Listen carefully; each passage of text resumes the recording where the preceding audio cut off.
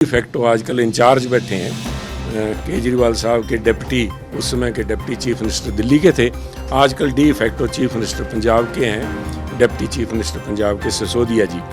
उनके बयान थे कि साम दाम दंड भेद लड़ाई झगड़ा झूठ सच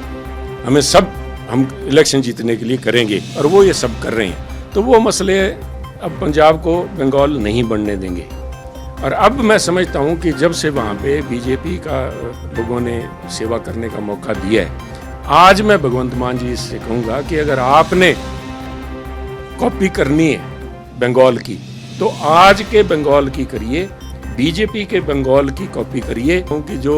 मुश्किलें हैं संजीव अरोड़ा जी की वो और बढ़ाई हैं भगवंत मान जी ने आज इंश्योर करने के लिए, क्योंकि अरोड़ा साहब पे भी इस किस्म के उनको शक था कि अरोड़ा साहब भी बीजेपी में जाने की तैयारी कर रहे थे, परंतु अब वो भगवंत मान जी अपना उनके साथ खाता सेटल करते हुए ये सारे, अदरवाइज शायद हो सकता है इस प्रोजेक्ट के ऊपर पर्दा पड़ा रहता, निगम नहीं आता। कॉरपोरेशंस के ऊपर खास तौर पे 8 कॉरपोरेशंस के इलेक्शन हो रहे हैं, जिनमें 3 कॉरपोरेशंस के अंदर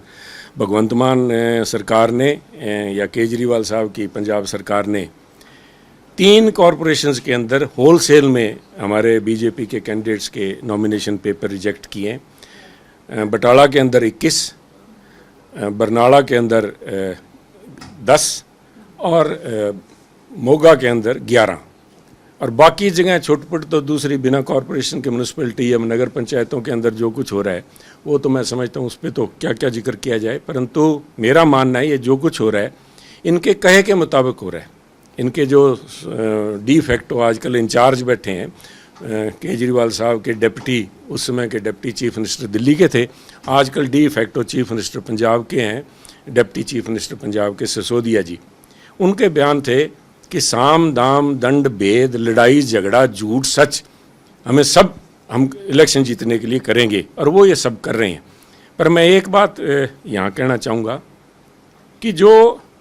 बंगाल के अंदर जब मैंने कंपैरिजन किया था कि बंगाल के अंदर इस किस्म की घटनाएं ममता जी के राज में वहाँ पे हो रही थी, बम चल रहे थे, अपने विरोधियों को ख़ास तौर पे बीजेपी के कार्यकर्ताओं पे हमले हो रहे थे, उनको मारा पीटा जा रहा था, तो वो मसले अब पंजाब को बंगाल नहीं बनने देंगे। और अब मैं समझता हूँ कि जब से वहाँ पे बीजेपी का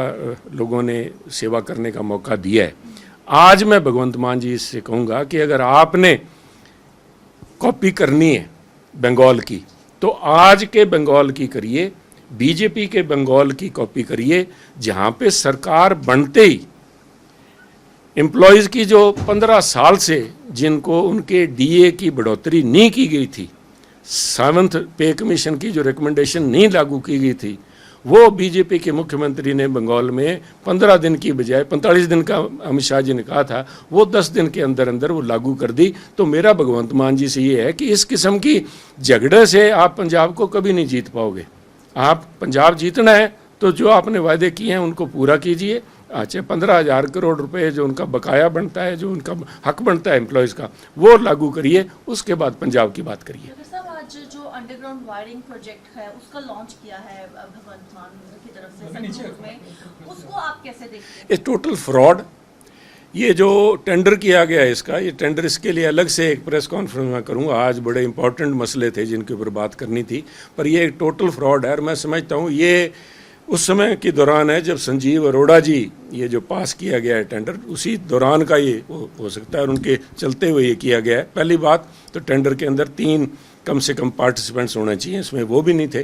किसी एक दिल्ली को कंपनी को आम आदमी पार्टी ने 8 करोड़ रुपए का जो टेंडर दिया है, सरासर बोगस है,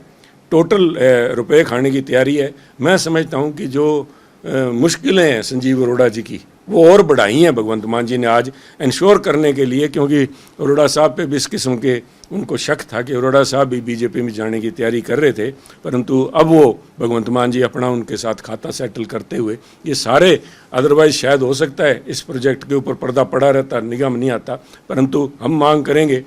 एजेंसी से कि उसकी भी दायरा बढ़ाया जाए जांच का, और उनके उस कार्यकाल के दौरान चाहे वो अर्बन अफेयर्स मिनिस्टर थे, चाहे वो इलेक्ट्रिसिटी के लिए इंचार्ज थे, ये सारों के दायरा बढ़ा के सब उनके दौरान जो फैसले किए गए हैं संजीव अरोड़ा जी के, सारों की जांच हो।